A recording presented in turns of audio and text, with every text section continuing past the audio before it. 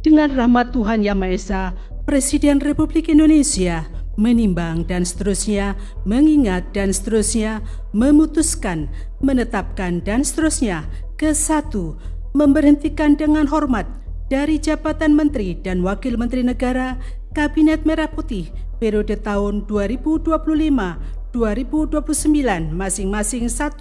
Budi Gunawan, Menteri Koordinator Bidang Politik dan Keamanan.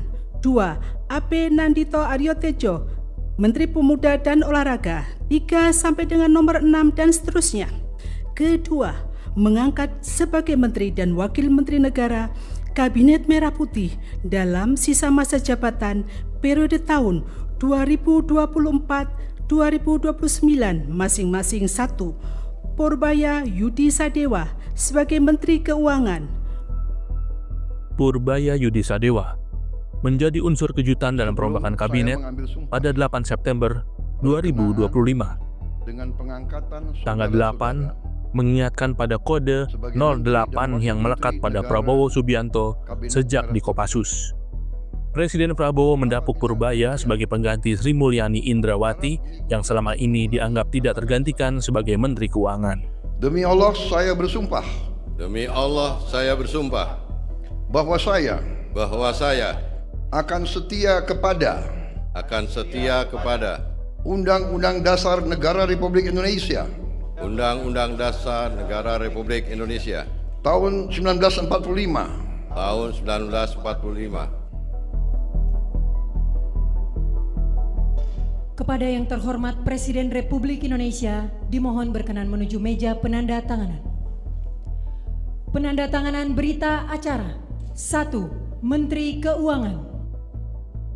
Selepas pelantikan ini, Purbaya mengembuskan optimisme begitu tinggi. Menurutnya, pertumbuhan ekonomi sebesar 8% dapat dicapai dalam 2 tahun atau 3 tahun mendatang. Selama ini ekonomi mentok di 5%-an di masa Joko Widodo. Terakhir di kuartal kedua tahun 2025, ekonomi kita tumbuh 5,12%. Itu pun dipertanyakan banyak pihak, karena dinilai tidak mencerminkan kenyataan. Daya beli masyarakat masih terpukul. Ketika ekonomi agak tertekan, banyak kan masyarakat yang merasa susah, bukan sebagian kecil ya. Mungkin sebagian besar kalau sudah sampai turun ke jalan. Jadi kuncinya di situ. Berapa cepat kita bisa memulihkan ekonomi sehingga lapangan kerja ada banyak. Itu yang kita kejar nanti ke depan. Jadi itu maksudnya saya kemarin. Kalau kemarin salah ngomong, saya minta maaf ya. Saya belum bisa bicarakan karena masih didiskusikan. Gaya Purbaya yang ceplas-ceplos apa adanya dan terkesan sok jago dinilai bak koboi. Tapi sang koboi bukan sedang berjalan dalam gelap. Purbaya punya siasat untuk mengubah keadaan ekonomi. Salah satunya mengambil dana pemerintah yang tersimpan di Bank Indonesia sebesar 200 triliun rupiah dan ditaruh ke 5 bank milik pemerintah. Bukan itu, jadi sistemnya bukan saya ngasih pinjam ke bank dan lain-lain. Ini seperti Anda naruh deposito di bank, kira-kira gitu kasarnya. Nanti ya penyalurnya terserah bank. Tapi kalau saya pakai ya saya ambil. Tapi nanti diupayakan nanti penyalurannya ke bukan dibelikan sun lagi, atau satu lagi tidak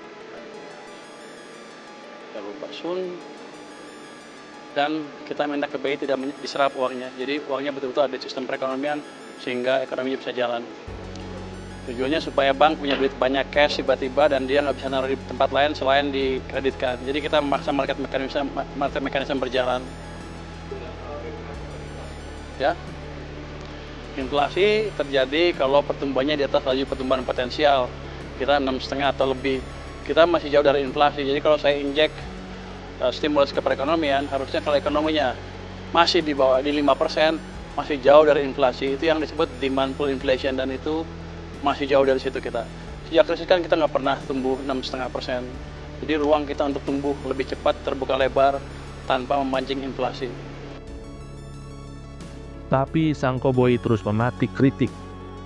Keputusannya mengambil duit pemerintah senilai 200 triliun rupiah yang disimpan di Bank Indonesia dinilai melanggar konstitusi dan menabrak 3 undang-undang. Yang mengkritik bukan orang sembarangan, tapi ekonom senior Didik J. Rahbini.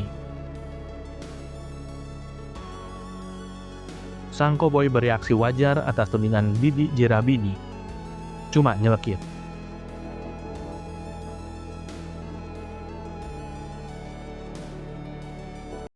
Jadi 200T hari Jumat sudah masuk ke perbankan.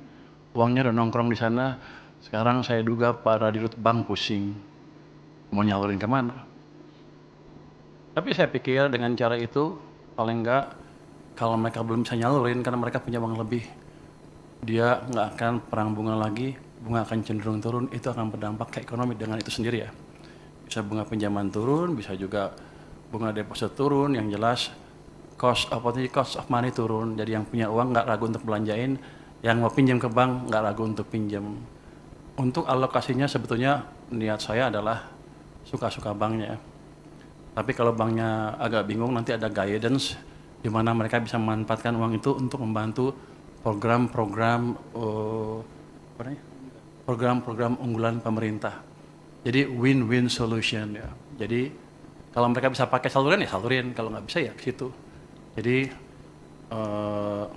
mudah-mudahan, hampir pasti ekonomi akan berjalan lebih cepat. Setelah 6 bulan, saya udah hitung, ini pertanyaan banyak orang, apakah setelah 6 bulan akan ditarik oleh pemerintah. Saya bisa hitung bahwa biasanya uang pemerintah yang disimpan di bank sentral itu lebih di atas itu. Jadi kalau 200 triliun aja tidak akan mengganggu kondisi saya.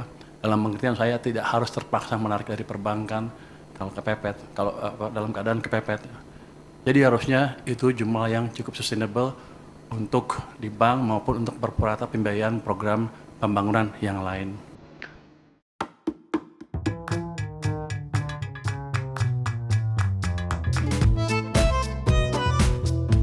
Himbauan agar tidak bergaya koboi, kata Purbaya diingatkan oleh Sri Mulyani, Menteri Keuangan sejak era SBY yang punya reputasi internasional. Saat ini mestinya ia tidak bergaya koboi lagi. Optimis dan belak-belakan boleh, tapi fokusnya adalah membalik kondisi ekonomi Indonesia. Tidak perlu 8%. Jika Purbaya sanggup mengantar Indonesia mencapai pertumbuhan ekonomi sebesar 6%, itu sudah bagus. Selama ini, terutama dalam 10 tahun pemerintahan Jokowi, negara kita lupa cara meraih pertumbuhan ekonomi tinggi.